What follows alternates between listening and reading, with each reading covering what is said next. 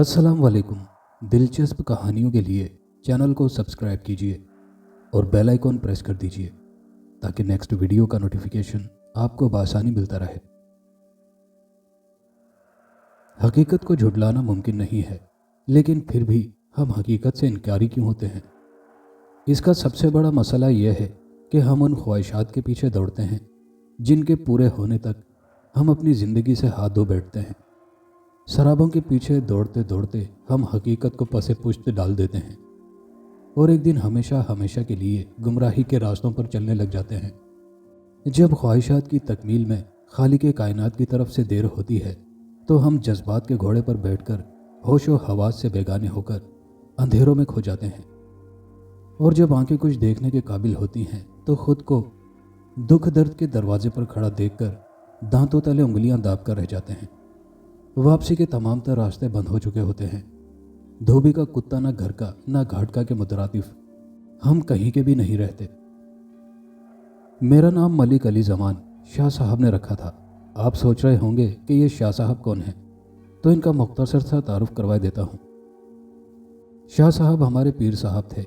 मेरे आबाओ अजदाद शाह साहब और उनके आबाओ अजदाद के मुरीद चले आ रहे थे। मैं अपने वालदेन का इकलौता था। मेरी पैदाइश पर बहुत कुछ गरीबों में बांटा गया था।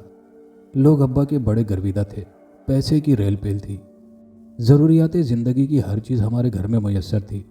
मुलाजिमों की गिनती बेशुमार थी। मेरे दादा मलिक रहीम बख्श भी बहुत अल्लाह वाले थे। जब वो करीबुल मर्ग थे तो उन्होंने अब्बा को नसीहत की थी कि कभी भी अपनी जायदाद, पैसे और जाहो जलाल पर घमंड नहीं करना। गुरबा व मसाकीन को निगाह हिकारत से ना देखना। खल्क़े खुदा की जिस हद तक मुमकिन हो मदद किया करना। इसी में दुनिया और आखिरत की बेहतरी है। और फिर वाकई अब्बा ने अपने अब्बा का हुक्म माना और उनके सामने सर तस्लीम खम किया। हमारी ज़मीनें सोना गलती थी।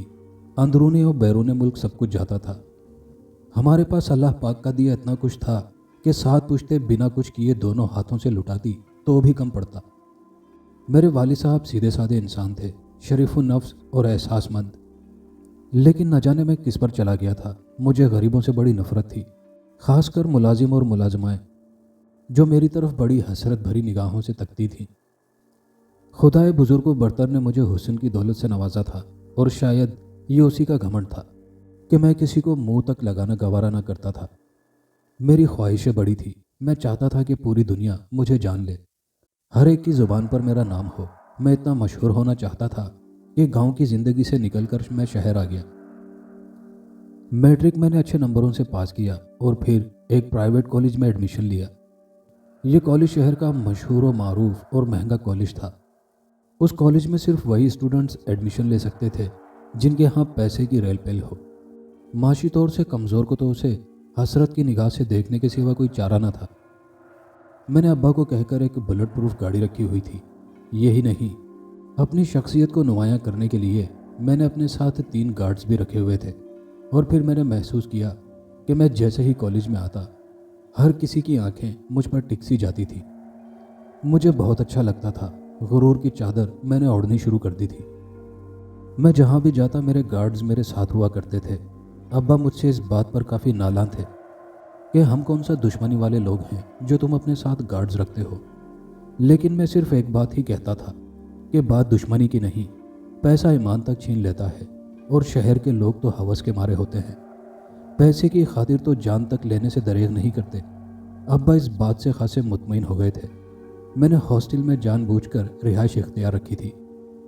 हालांकि शहर में हमारी अपनी 4-5 एक से बढ़कर एक कोठियाँ थीं, लेकिन मैं हॉस्टल में रहने वाले स्टूडेंट्स पर अपना रौब जमाना चाहता था। उन्हीं दिनों कॉलेज में एक नौजवान ने एडमिशन लिया। वो शक्ल से बहुत मासूम और भोला भाला दिखाई देता था। न जाने उसकी शक्ल में ऐसी क्या कशिश थी कि मैं ना चाहते हुए भी उसको बगौर देखने पर मजबूर हो जाता था। यही नहीं, बल्कि जब वो कॉलेज में आता था तो उसके साथ 8-10 गाड़ियों में जदीद असलहे से मुसल्लह गार्ड्स हुआ करते थे। लेकिन वो कॉलेज के बाहर उसे छोड़कर चले जाया करते थे। हालांकि मेरे साथ आने वाले गार्ड्स छुट्टी तक बाहर खड़े रहते थे। वो पहले दिन ही स्टूडेंट्स में काफ़ी घुल मिल सा गया था, जबकि मैं उसकी निस्बत हर वक्त गुरूर व घमंड की चादर ओढ़े रखता था। उसकी शख्सियत भी मुझसे कई गुना ज़्यादा बेहतर थी। कॉलेज की खूबसूरत से बदसूरत तक लड़की उसके साथ होती थी। वह स्टूडेंट्स के साथ बहुत अच्छे से रहता था और यही वजह थी कि वो जल्द ही कॉलेज में स्टूडेंट्स से लेकर असातिज़ा तक सबका पसंदीदा स्टूडेंट बन गया था। और उसकी यही खूबी मेरे अंदर नफ़रत की आग के अलाव जलाने लगी थी। मेरा बस नहीं चल रहा था कि उसकी गर्दन मरोड़ डालूं। सबा नौरीन कॉलेज की सबसे खूबसूरत लड़की थी, जिसके लिए मेरे दिल के गुलशन में मोहब्बत के फूल खिलने लग चुके थे। लेकिन उस लड़की की आंखों में उस लड़के के लिए उभरती मोहब्बत को देखकर मैं जल भुन कर रह गया था। और अब की बार मैंने उस लड़के को अपने रास्ते से हटाने के लिए मंसूबा बनाना शुरू कर दिया था। जल्द ही मुझ पर आश्कार हो गया कि वो लड़का जिसका नाम मोहम्मद असगर था, वो मुझसे कई दर्जे बेहतर और ज़्यादा अमीर कबीर था। मेरे अब्बा के पास 70-80 मुरब्बा ज़मीन थी, जबकि उसके अब्बा के पास तो गिनती ही ना थी। अंदरूनी और बैरूनी मुल्क उनके कारोबार चल रहे थे। कई फैक्ट्रियों और मिलों के वो मालिक थे। उसके अब्बा के मुल्क के अंदर कई 5 स्टार होटल्स भी चल रहे थे। यही नहीं, इंपोर्ट एक्सपोर्ट का बिजनेस भी था। न जाने और क्या क्या उनके कारोबार थे। मैं तो हैरान और शिश्ता रह गया था। सबा नौरीन का बाप एक स्किन स्पेशलिस्ट डॉक्टर था, शहर का मशहूर व मारूफ डॉक्टर जिसे हर शख्स जानता था। सबा नौरीन हकीकत में बहुत खूबसूरत थी। उसकी तारीफ के लिए मेरे पास अल्फाज नहीं। हाँ, इतना ज़रूर कहूँगा कि वो गौहर हाय आबदार थी। इश्क की वादी से आई एक खूबसूरत तितली, दूर फलक से टूटकर ज़मीन पर किरणें बिखेरने वाला एक चमकता हुआ सितारा। मुझे कुछ समझ में नहीं आ रहा था कि मैं उसकी तारीफ किन अल्फाज में करूं। मैं 3 माह बाद घर आया तो घर में जैसे खुशियां लौट आई थी। अम्मा और अब्बा के चेहरे पर खुशी के तासुरात उभर आए थे, लेकिन मेरा दिल अब गांव की फिजा में नहीं लगता था। एक एक सेकंड एक एक साल के बराबर दिखाई दे रहा था। सबा का दिल मोह लेने वाला चेहरा आंखों के सामने घूम जाता और दिल करता कि अभी उड़कर उसके पास चला जाऊं। अब की बार मैंने तहिया कर लिया था कि जैसे ही वापस गया तो सबा से इजहार मोहब्बत करूंगा, और अगर उसने नज़रअंदाज किया तो उसे बताऊंगा कि मैं क्या चीज़ हूँ। क्योंकि मैं जिस चीज़ को पाने की ख्वाहिश करता हूँ, अगर वो मुझे ना मिले तो दूसरों से छीन लेता हूँ। इसके लिए चाहे मुझे उसकी जान ही क्यों ना लेनी पड़ जाए। गरूर और घमंड की चादर में लिपटा मैं मलिक अली जमान न जाने एक लड़की की वजह से क्या हो गया था। गांव में वापस आई मेरी पहली रात करवटें बदलते गुजर गई। नींद आंखों से कोसों दूर थी। दिल मुस्तरिब और सारी रात सबा की याद में लगी आतिश इश्क में सुलगता रहा था। सच बताऊं तो एक बार आंखें नामालूद हो गई थीं। न जाने मुझे क्या हो गया था। उस 2 टकी की छोकरी ने मुझ पर न जाने ऐसा कौन सा सहर कर दिया था कि मैं अपना आप यकसर फरामोश कर चुका था। मैं अपनी ज़ात से बेगाना होता चला जा रहा था। इससे कबल के मछली जाल में फंसने की बजाय किसी और के जाल में फंस जाती, मुझे अपना काम कर दिखाना चाहिए था। उस लड़के मोहम्मद असगर के आने से कबल जो अपनायत मैंने सबा की आंखों में अपने लिए देखी थी, उससे कई गुना ज़्यादा अपनायत अब असगर के लिए उसकी आंखों में देख रहा था। और यही बात मुझे मुर्गे बिस्मिल की तरह तड़पाए जा रही थी। माहिए बेआब किसी कैफियत से 2-4 महीने अलल सुबह उठकर वापसी के लिए रखते सफ़र बांधना शुरू किया तो सबने वर्ता हैरत में मुब्तला होकर मुझे देखा। बेटा, क्या बात है, कहाँ जा रहे हो? अम्मा जो हैरत का मुजस्समा बने मुझे तक रही थी, बिलाखिर बोल पड़ी। अम्मा, हमारे फाइनल एग्जाम्स होने वाले हैं, मैं ज़्यादा छुट्टियां नहीं कर सकता। अब आपको तो पता ही है कि मैं पढ़ूंगा नहीं तो सबसे पीछे रह जाऊंगा। मैंने बनावटी मुस्कुराहट लबों पर आया करते हुए कहा। लेकिन बेटा, कल तो तू कह रहा था कि तुझे पूरे हफ्ते की छुट्टियां मिली हैं। अब की बार अब्बा ने लुकमा दिया। मेरा दिल चाह रहा था कि मैं ज़ोर ज़ोर से चिल्लाऊं और उन्हें कहूं कि मुझे वापस जाने दो। मैं सबा नौरीन के बगैर नहीं रह सकता। उसका चेहरा जब तक आंखों के सामने ना आता, मेरा किसी काम में दिल नहीं लगता। शायद मेरी कैफियत को अम्मा ने भांप लिया था। बेटा, क्या बात है, कोई मसला तो नहीं है? किसी ने कोई बात तो नहीं की? अम्मा ने मेरी तरफ सवालिया निगाहों से देखते हुए सवाल दागा, फिर अब्बा की तरफ मुतवज्जो हुई। कहीं आपने तो मेरे बेटे को कुछ नहीं कहा? कैसी बात कर रही हो जुलेखा, मैं भला अपने बेटे को क्या कहूँगा? अब्बा अम्मा दोनों की आंखें मुझ पर टिकी हुई थी। बेटा, क्या बात है, बताओ तो। अम्मा ने एक बार फिर वही सवाल दोहराया। अम्मा, मैं पहले ही बता चुका हूँ कि कोई परेशानी वाली बात नहीं है।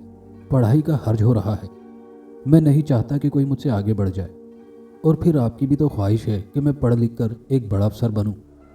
यूँ मुस्टंड और लोफरों की तरह छुट्टियां करता रहा तो फ्यूचर दाव पर लग जाएगा। आदत पड़ जाएगी छुट्टियों की। तब मैं क्या करूँगा? मेरा ये तीर निशाने पर जा लगा। अब्बा ने मेरी इस बात पर साथ दिया। हाँ जुलेखा, ये ठीक कह रहा है। देखो तो कितना चाव है हमारे बेटे को पढ़ने का। तुम देखना वो दिन दूर नहीं जब हमारा बेटा हमारी देरीना ख्वाहिश को अमली जामा पहनाएगा। अब्बा की बात से अम्मा मुतमईन तो ना हुई, लेकिन दोबारा कोई सवाल भी ना किया और पीछे हटकर सोफे पर बराजमान हो गई। मैं अम्मा अब्बा से बलाएं लेता फ़ौरन से भी पेशतर वहाँ से निकला। 9 बजे का कॉलेज टाइम था और अभी 8 बजे थे। आधे घंटे में मैंने हॉस्टल में पहुँच जाना था और फिर आराम से तैयार होकर मैं कॉलेज जा सकता था। मेरी गाड़ी फर्राटे भरती जा रही थी। ड्राइवर के अलावा आज मेरे साथ 2 गार्ड्स थे। तीसरे गार्ड को मैं हॉस्टल में ही छोड़ आया था ताकि मेरी अदम मौजूदगी में हर चीज़ की देखभाल कर सके। हम जब शहर में दाखिल हुए तो पहले इशारे पर रुकना पड़ गया था। इशारा खुलने का इंतज़ार करने लगे। मैं ऐसे ही इधर उधर नज़रें दौड़ाने लगा। तभी मेरी निगाहें एक तरफ लगे साइन बोर्ड पर जा टिकी। वो साइन बोर्ड किसी आमिल ने लगवाया था। मैंने सिर्फ यही पढ़ा कि दुनिया का कोई भी ऐसा काम नहीं जो मुमकिन ना हो। महबूब आपके कदमों में, दुश्मन आपके तलवे चाटने पर मजबूर। मजीद इसे आगे पढ़ने से कबल ही इशारा खुला और गाड़ी चल पड़ी। मैं कॉलेज पहुंचा तो एक नवीद सुनने को मिली। हमारे कॉलेज का एक ट्रिप लाहौर जा रहा था, जिसके लिए प्रिंसिपल साहब ने कहा कि जो जो जाना चाहता हो अपना अपना नाम लिखवाए। मुझे पता चला कि सबा नौरीन और दीगर स्टूडेंट्स भी जा रहे हैं। तब मैंने झटपट अपना नाम लिखवा दिया। अब इससे सुनहरी मौका और कौन सा हो सकता था। लाहौर जैसे खूबसूरत शहर में मैं सबा नौरीन को प्रपोज करना चाहता था। मैं जानता था कि मेरी शख्सियत से मरूब होकर सबा मेरे प्रपोजल को कबूल करते हुए मुझे अपना जीवन साथी बनाने में ताख़ीर नहीं करेगी। ठीक 3 दिन बाद हम सब ट्रिप पर जाने के लिए तैयार थे। कॉलेज इंतज़ामिया ने हमें अपनी सिक्योरिटी ले जाने से मना कर दिया था। सिक्योरिटी का इंतज़ाम कॉलेज की तरफ से किया गया था। कॉलेज की 2 बसों में हम सब स्टूडेंट्स लाहौर की तरफ रवाना हुए थे। मैं उसी बस में सवार हुआ था जिसके अंदर सबा नौरीन थी। सबा और मोहम्मद असगर वैसे तो दोनों ही मेरे क्लास फेलो थे। हमारी क्लास के जो स्टूडेंट्स ट्रिप पर जा रहे थे तकरीबन सभी उसी बस में सवार थे। मेरे साथ इत्तिफाक से मोहम्मद असगर बैठ गया था। मेरा दिल कर रहा था कि यहीं बैठे बैठे उसका गला दबा दूं। कैसे हो दोस्त? अचानक मेरी कुव्वत समात से उसके लफ्ज़ टकराए तो मैंने उसकी तरफ देखा। उसके लबों पर दोस्ताना मुस्कुराहट जलवागर थी। उसने अपना हाथ मेरी तरफ बढ़ाया। जवाबन मैंने भी ज़ेरे लब मुस्कुराते हुए उसके हाथों में अपना हाथ दे दिया। अंदर से तो मैं पेचोताप खाकर रह गया था। कैसे हो मिस्टर असगर? मैंने लफ्ज़ों को चबाते हुए अदा किया, लेकिन उसने मेरी किसी बात को खातिर में ना लाते हुए एक ऐसा जवाब दिया जिसे सुनकर मैं उंगश्ते बदंदा रह गया, यानी दांतों में उंगली दबाकर रह गया। मेरे भाई, मैं बिल्कुल ठीक हूँ। मुझे बड़ी खुशी हुई तुमसे मिलकर। सबा नौरीन तुम्हारी बहुत तारीफ़ें कर रही थी कि बहुत अच्छे इंसान हो। दूसरे के मुंह से अपनी तारीफ़ें निकलवाना बहुत मुश्किल होता है, लेकिन ये सब कुछ तो इंसान के किरदार पर मुनहसिर है। इंसान का जैसा किरदार होता है लोग वैसे ही उसके बारे में गुफ्तगू करते हैं। असगर का एक एक लफ्ज़ मुझे हैरत के समंदर में गोताज़न करने के लिए काफ़ी था। मुझे अपनी क़ुव्वत समात पर यकीन नहीं हो पा रहा था कि वाकई असगर जो कुछ कह रहा है वो हकीकत पर मबनी है। ये अपनी तरफ से कह रहा है। मेरे आबा व अजदाद की भी लोग बहुत तारीफ़ें करते हैं। मैंने कंधे उचकाते हुए कहा। तुम ये सुनकर हैरान व शिश्ता रह जाओगे कि मैं तुम्हारे आबा व अजदाद को और तुम्हारे घर के एक एक फ़र्द को जानता हूँ। असगर ने बगौर मेरी तरफ देखते हुए कहा तो उसकी बात सुनकर मैं एक बार फिर अपनी उंगली दांतों तले दबा कर रह गया। क्या मतलब? मैंने हैरत से पूछा। मैं तुम्हारे ही ख़ानदान से हूँ। मेरे अब्बू और तुम्हारे अब्बू आपस में कज़न लगते हैं और उनकी मुनासबत से हम दोनों भी आपस में कज़न हुए। असगर ने ज़ेरे लब मुस्कुराते हुए जवाब दिया। मगर अब्बा ने कभी नहीं बताया तुम लोगों के बारे में? मैंने सवालिया निगाहों से उसे देखते हुए पूछा। अब की बार अगर जाओ तो अपने वालिदैन से जाके पूछना कि मलिक ज़ोहराब हुसैन आपके क्या लगते हैं। उसने मुतवातर ज़ेरे लब मुस्कुराते हुए कहा तो मैंने जवाबन सर हिला दिया। असल में ज़िंदगी की भाग दौड़ में अब एक दूसरे के यहाँ आने जाने के लिए वक्त ही कहाँ था। तुम ठीक कह रहे हो। अब्बा भी अलल सुबह उठते हैं और रात गए तक कामों में ऐसे उलझे रहते हैं कि सर खुजाने तक की फुर्सत नहीं मिलती। मैंने उसकी बात से इत्तिफाक करते हुए कहा। हम कॉलेज से 8 बजे चले थे और दोपहर 12 बजे हम मतलूबा होटल में बैठे पेट पूजा कर रहे थे। ट्रिप की खुशी में किसी ने भी कुछ नहीं खाया पिया था। खाने से फरागत पाने के बाद हम सबसे पहले चिड़िया घर के लिए तैयार हुए। चिड़िया घर में लोगों का हुजूम था। मेरी तमाम तर तवज्जो सबा नौरीन पर थी कि वो किसी पल मुझे अकेली दिखाई दे और मैं उससे इजहार उल्फत कर सकूं, लेकिन ऐसा मौका मैसर ही नहीं आ रहा था। चिड़िया घर से हम बादामी बाग गए, फिर दाता दरबार हाजिरी देने के बाद शाही मस्जिद और शाही किले का प्रोग्राम बना। शाही मस्जिद से होकर जब हम शाही किले में दाखिल हुए तब मुझे सबा नौरीन अकेली मिल गई। वो पीछे रह गई थी और वो तकरीबन दौड़ती हुई आ रही थी। जब मैंने उसे पास से गुजरते वक्त बाजू से पकड़ा तो वो हैरत के समंदर में गौताजन होकर खड़ी हो गई। उसकी खा जाने वाली निगाहें मुझ पर मरकूज थीं। मैं अतराफ से बेगाना हो चुका था। मैं बिना सोचे समझे न जाने क्या क्या कहता चला गया और तब पता चला जब एक ज़ोरदार तमाचा मेरे गलों पर पड़ा तो मेरे जैसे पैरों तले से ज़मीन ही खिसक गई।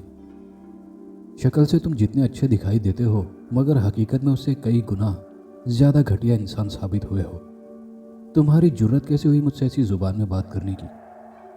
तुम जैसे अमीर वालदेन की बिगड़ी हुई औलादों को मुझे सबक सिखाना खूब आता है। मिस्टर, सबा ने उंगली हवा में लहराते हुए कहा, आइंदा अगर मेरे रास्ते में भी आए तो जान से मार डालूंगी।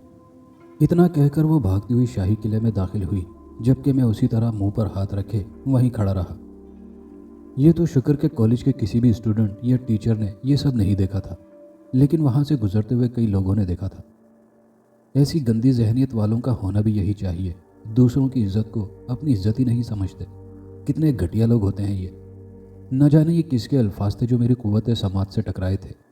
ये तो जानता था कि किसी औरत के हैं, मगर इतनी जिसारत न थी कि निगाह उठाकर उस औरत को देख सकूं। मेरे दिल के अंदर एक आग सी भड़क उठी थी। एक 2 टके की लड़की ने मुझे यानी मलिक जमान अली को तमाचा मारा था। उसका तो मैं वो हाल करूंगा कि उसकी रूह तक कांप उठेगी। मैं किले के अंदर जाने की बजाय बाहर सीढ़ियों पर ही बैठ गया। दिल में एक अजीब ही धचका जन्म ले चुका था कि अगर सबा नौरीन ने कॉलेज इंतज़ामिया से मेरी शिकायत कर दी तो मुझे फ़ौरन से भी पेशतर कॉलेज से खारिज कर दिया जाएगा, और अगर ये खबर मेरे घर वालों को मिली तो उन पर क्या गुजरेगी। लेकिन ऐसा कुछ ना हुआ। थोड़ी ही देर गुजरी थी कि अचानक मुझे अपने कंधों पर किसी के हाथों का लम्स महसूस हुआ। मैंने फ़ौरन निगाहें उठाकर देखा तो कोई और नहीं, असगर था, जो हैरत से मेरी तरफ देख रहा था। उसके देखने के अंदाज ने मेरे दिल में खुटका पैदा किया कि कहीं सबा ने इसे सब कुछ तो नहीं बता दिया। अरे यार, ना जाने कैसे इंसान हो तुम भी। तुम यहाँ बैठे हो और मैं वहाँ सबसे पूछता फिर रहा हूँ कि अली ज़मान कहाँ है। वो तो सबा ने बताया कि तुम बाहर मोबाइल पर किसी से गपशप में मसरूफ़ हो। असगर ने एक ही सांस में बात पूरी की, लेकिन उसकी बात सुनकर मैं मुतमईन हो गया था। क्या बात है अली, तुम कुछ मुस्तरिब दिखाई दे रहे हो? असगर ने मेरे पास सीढ़ियों पर ही बैठते हुए पूछा। न जाने क्यों मैं अपने जज्बात पर काबू न पा सका और मेरी आंखों में चमकते आंसू असगर ने देख ही लिए। मैंने जितना चाहा कि उसे अपनी कैफियत को छुपा सकूं, लेकिन ना छुपा सका। ये आंसू भी बड़े बेरहम होते हैं, जब चाहे आंखों से छलक पड़ते हैं। कुछ नहीं यार, बस दिल अचानक परेशान हो गया। मैंने अपनी कैफियत पर काबू पाते हुए आंखें साफ करते हुए कहा, अरे तुम तो रो रहे हो, लगता है घर वाले याद आ रहे हैं। असगर ने होंठ बसूरते हुए कहा, अच्छा चलो उठो, देखो तो ये शाही किला मुग़ल हुक्मरानों की यादें ताज़ा करता है। क्या क्या देखने को है इसके अंदर, आओ मेरे साथ। असगर ने मुझे ज़बरदस्ती बाजू से पकड़कर उठाया। मैं जिस शख्स के लिए अपने दिल में कदूरत के जज्बात रखता था वो हकीकत में किस कदर अच्छा इंसान था, मुझे अपनी सोच पर हैरत हुए जा रही थी। वो मेरा कितना ख्याल रख रहा था और एक मैं था कि मुतवातर उसके लिए अपने दिल में नफ़रत के जज्बात पैदा कर रहा था। मैं कितना गलत इंसान हूँ इसका अंदाज़ा मुझे आज पहली बार हुआ था। ट्रिप से वापसी पर हम सब बहुत थके हुए थे। मैं अपने हॉस्टल में जाना चाहता था, लेकिन असगर ज़बरदस्ती मुझे अपने साथ अपने घर ले गया। उसका घर क्या था, बहुत ही शानदार इमारत थी। दूर से ही वो देखने वालों को अपनी तरफ मुतवज्जो करती थी। असगर ने बताया कि इसकी तामीर पर पानी की तरह पैसा बहाया गया था। ये कोठी 2 कनाल ज़मीन के ऊपर खड़ी की गई थी। इलावा अजी मेन गेट से उस कोठी तक जाने के लिए पूरी 1 कनाल जगह छोड़ दी गई थी। मेन गेट के बिल्कुल सामने पोर्च बनाया गया था, जबकि बाहर दोनों तरफ हरियाली ही हरियाली दिखाई देती थी। एक तरफ निहायत ही खूबसूरत बागीचा बनाया गया था, जबकि दूसरी तरफ बैठने के लिए घास लगाकर जगह बनाई गई थी। और फूलों की क्यारियों में लगे किस्म किस्म के फूलों की खुशबू से माहौल बहुत मुअत्तर रहता था। गाड़ी पोर्च में रुकी तो 2 मुलाजिम दौड़ते हुए आए और दोनों ने गाड़ी के दोनों फ्रंट डोर खोले। हम बाहर निकले और असगर के साथ में उसके घर में दाखिल हुआ। घर क्या था, जितनी तारीफ की जाए कम थी। अंदर एक खुला टीवी लाउंज था जिसके अंदर खूबसूरत सोफे लगे हुए थे। 2 अतराफ से फर्स्ट फ्लोर पर जीने चढ़ रहे थे और ऊपर कमरे बनाए गए थे। नीचे बस चंद ही कमरे दिखाई दे रहे थे। पूरे घर में दबीज तह का निहायत ही खूबसूरत कालीन बिछा हुआ था। असगर ने मुझे सोफे पर बिठाया और ख़ुद ऊपर चला गया था। शायद अपने वालिदैन को बुलाने गया था। तब तक सोफे पर बराजमान मैं अतराफ का जायज़ा लेने की कोशिश करता रहा। दीवारों पर जा बजा पर्दे लटके हुए थे, जबकि एक तरफ बड़ी सी टीवी स्क्रीन दीवार में ही नस्ब थी। मैं सादा लौह देहाती क्या जानता था कि महल किसे कहते हैं। ये कोठी हकीकत में किसी महल से कम न थी। सोफे इतने नरमो गुदाज थे कि यूं लग रहा था जैसे मैं अंदर ही अंदर धंसता चला जा रहा हूँ। दीवारों पर निहायत ही दिलकश हाथ से बनाई गई तस्वीरें आवेजा की गई थी। इससे कबल कि मेरी निगाहें मस्जिद अतराफ का जायज़ा लेती, मेरी निगाह जीने पर पड़ी, जहाँ असगर अपनी फैमिली के साथ नीचे उतर रहा था। फैमिली क्या थी, उसके वालिदैन और एक बहन। उन्हें आता देखकर मैं फ़ौरन खड़ा हो गया। उसके वालिदैन मुझसे बहुत प्यार से मिले, मेरे वालिदैन का हाल दरियाफ्त किया। असगर का वालिद तो बड़ा ही बातूनी था। बचपन की बातें ले बैठा और अपनी बातें सुनाने लगा। जल्द ही एक मुलाजिम ने आकर बताया कि खाना लग चुका है। तब मैं भी उनके साथ उठकर डाइनिंग रूम में गया। एक बड़ी सी टेबल के गिर्द कुर्सियां लगाई गई थी। हम सब उन पर बराजमान हो गए। न जाने कितनी किस्मों के खाने थे। कुछ डिशेस तो ऐसी थी जिनके नाम तक से मैं आशना नहीं था, लेकिन जो हाथ आता गया मैं खाता चला गया। हर खाना दूसरे से ज़्यादा लजीज था। खाना खाने के बाद मैं असगर के साथ उसके रूम में चला आया। कुछ देर गुफ्तगू के बाद हम दोनों सो गए। उस दौरान रात के शायद 9-10 बजे का वक्त था। मैं तो ऐसे घोड़े बेचकर सोया कि सुबह आँख देर से खुली। असगर रूम में नहीं था। मैं उठा और गुसल खाने में घुस गया। जब फ्रेश होकर बाहर निकला तो असगर को अपना मुंतजिर पाया। मुझे देखकर वो ज़ेरे लब मुस्कुरा दिया। जल्दी करो साहब बहादुर, कॉलेज से लेट हो रहे हैं, सिर्फ आधा घंटा बाकी है। असगर ने ज़ेरे लब मुस्कुराते हुए कहा तो मैंने जल्दी से बालों में कंघी की और फिर नाश्ता करने के बाद हम जल्दी से कॉलेज पहुंच गए। सबा नौरीन तो अब मुझसे ऐसे दूर दूर भागती थी जैसे वो मेरे करीब आई तो मैं उसे कच्चा ही चबा डालूंगा। मेरे दिल में आए दिन उसके लिए मोहब्बत बढ़ती चली जा रही थी, जबकि वो मुतवातर असगर में दिलचस्पी ले रही थी। तभी एक दिन तन्हाई के लम्हात में बैठे बैठे मेरे जहन में उस आमिल के साइन बोर्ड वाले अल्फाज ज़ाहिर हुए, तो मैंने फ़ौरन अपने मुलाजिम को भेजा कि वो जाए और उस आमिल का नंबर लिख के लेकर आए। थोड़ी ही देर में उस आमिल का नंबर मेरे पास था। मैंने उससे फ़ोन पर बात की और मुलाकात के लिए वक्त मांगा। तब उसने कहा कि इतवार के दिन आना। ये तो मेरे लिए और भी बेहतर था कि मैं इतवार वाले दिन जाता। बिलाखिर खुदा खुदा करके इतवार का दिन आ ही गया। मैं उस आमिल के पास पहुंच गया। इत्तिफाक से उस वक्त वो अकेला ही था। उसका दफ्तर रोड पर ही था। गार्ड्स को मैं गाड़ी में ही बिठा के उसके ऑफिस में आया। उसने निहायत अच्छे तरीके से मुझे वेलकम किया। उस आमिल की उम्र कमोबेश 60 बरस के करीब होगी। मैं आपके पास एक निहायत ही अहम मसले की वजह से आया हूँ, मैंने उसके सामने पड़ी कुर्सी पर बराजमान होते हुए कहा, तो वो मेरी बात सुनकर ज़ेरे लब मुस्कुरा दिया। मैं सब कुछ जानता हूँ कि तुम किस मसले की वजह से आए हो, लेकिन तुम्हें चिंता करने की कोई ज़रूरत नहीं, तुम ठीक जगह आए हो। उसने मेरी आंखों में आंखें डालकर कहा। उसकी बात सुनकर मैं वर्ताए हैरत में मुब्तला रह गया कि मैंने तो उससे अभी कोई बात की भी नहीं, तो उसे कैसे पता चल गया। तुम्हारे दिलो दिमाग में जन्म लेते सवालों से मैं आशना हूँ, लेकिन तुम्हें पता होना चाहिए कि तुम एक आमिल के पास मौजूद हो। उसने शायद मेरी जहनी कैफियत को भांप ही लिया था, तभी वो दोबारा गोया हुआ। आप जितना पैसा मांगेंगे मैं देने के लिए तैयार हूँ, लेकिन मुझे वो लड़की हर हाल में चाहिए। मैं उसके बिना अब नहीं रह सकता। मैंने बदिक्कत तमाम अपने जज्बात पर काबू पाते हुए कहा, कुछ चीज़ें पैसों से नहीं मेहनत से मिला करती हैं जवान। उसने मायनेखेज़ नज़रों से मुझे घूरते हुए कहा। मैं कुछ समझा नहीं। मैंने पहली बार उसे भरपूर निगाह से देखते हुए कहा। उसके छिदरे पीले दांत बाहर झांकते दिखाई दिए। उसकी आंखों में न जाने कैसी अय्यारी छुपी हुई थी। उसकी शक्ल बहुत ही मकरूह थी। चेहरे पर झुर्रियाँ ही झुर्रियाँ उभरी हुई थी। मैं सोच में पड़ गया। चंद लम्हे कबल जब मैंने उसके चेहरे को देखा था तो ऐसी कोई भी चीज़ उसके चेहरे पर दिखाई न दी थी, और अब उसका मुकम्मल चेहरा झुर्रियों से भरा हुआ दिखाई दे रहा था। ये मेरा वहम था या हकीकत? खैर, मैंने ये वहम ही समझकर सर को झटक दिया। मोहब्बत कुर्बानी मांगती है बच्चे, और कभी कभी इस कुर्बानी की नज़र अपने अजीज़ भी करने पड़ जाते हैं। रास्ते में आए कांटों को हटाना पड़ता है। ये सफ़र बहुत तवील और कठिन है। शाज़ो नादिर ही इस राह का राही अपनी मंजिल को पाता है। अक्सर व बेशतर तो अपनी जानों के नजराने भी देना पड़ जाते हैं। तुम मेरी बात समझ रहे हो ना जवान? उसकी सवालिया निगाहें मेरे चेहरे पर गड़ी हुई थी। हकीकत तो ये थी कि अभी भी उसकी बात को मैं ठीक से समझ नहीं पा रहा था। आप खुलकर बात कीजिए। आप नहीं जानते कि मैं एक ऐसे घराने का चश्मो चराग हूँ जहाँ किसी भी चीज़ की कोई कमी नहीं है, और पैसे की तो खास रेल पेल है। मैंने कंधे उचकाते हुए कहा। देखो जवान, मैं पहले ही तुमसे कह चुका हूँ कि मोहब्बत पैसों से नहीं खरीदी जा सकती। मोहब्बत हमेशा कुर्बानी मांगती है। उसने अपना पुराना फिक्रा दोहराया। आखिर आप कैसी कुर्बानी की बात कर रहे हैं? मैंने पहली बार उसे तशवीश से देखते हुए पूछा। उन अपनों की कुर्बानी जिन्हें तुम जान से ज़्यादा चाहते हो। फिर उसने एक भरपूर निगाह मुझ पर डालते हुए कहा, और फिर सामने टेबल पर रखी बोतल में से पानी गिलास में डालकर पीने लगा। मैं उसकी बात का मतलब अब समझ चुका था। मेरे लिए सबसे ज़्यादा अजीज़ तो मेरे वालिदैन थे। ओह मेरे खुदाया, ये मेरे वालिदैन की कुर्बानी मुझसे मांग रहा है। इसके कहने का आखिर मतलब क्या है? क्या मुझे उनसे कता ताल्लुकी करनी है या कुछ और? ओह मेरे खुदा, ये मोहब्बत भी क्या अजीब निराली चीज़ बनाई है। कैसे अजीब गोरख धंधे में फंसता चला जा रहा हूँ मैं।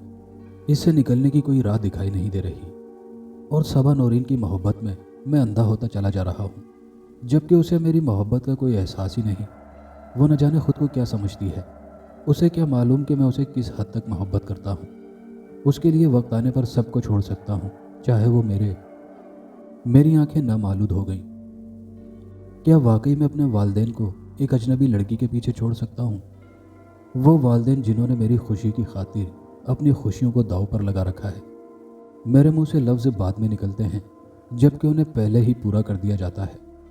मैं किसी तौर भी ऐसा नहीं कर सकता। कितना बेबस और लाचार हो चुका हूँ। मैं पेंडोलम की तरह अपने वालिदैन और सबा नौरीन की मोहब्बत दोनों के दरमियान लटक कर रह गया हूँ। तवाज़ुन बरकरार रखना कठिन महसूस हो रहा है। समझ में नहीं आती कि मोहब्बत का ये लटका पेंडोलम किस तरफ झूलने लगा है। कहाँ खो गए हो जवान?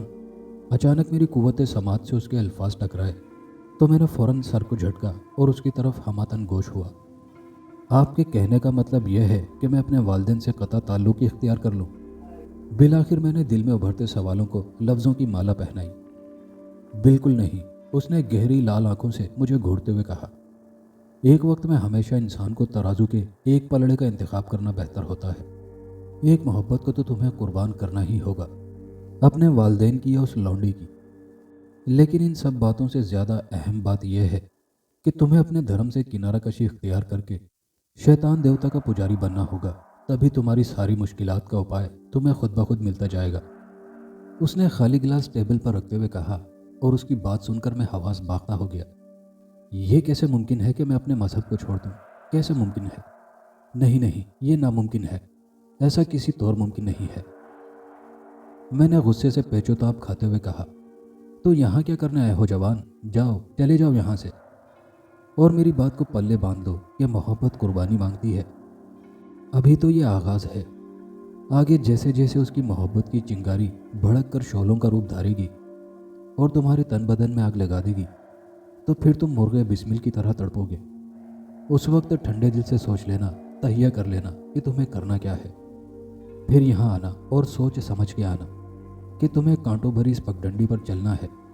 ये कांटे तुम्हारे तलवों में चुभेंगे और तुम्हारी आत्मा को तकलीफ भी महसूस होगी। उसने मेरी बात सुनकर जवाबन गुस्से में कहा, और मैं वहां से गुस्से में फुंकारता हुआ वापस अपने हॉस्टल आ गया। दोस्तों, ये कहानी अभी जारी है। कहानी का दूसरा और आखिरी हिस्सा नेक्स्ट वीडियो में मुलाहिजा कीजिएगा, और कहानी कैसी लगी कमेंट बॉक्स में अपनी कीमती राय से हमें ज़रूर आगाह कीजिएगा। शुक्रिया।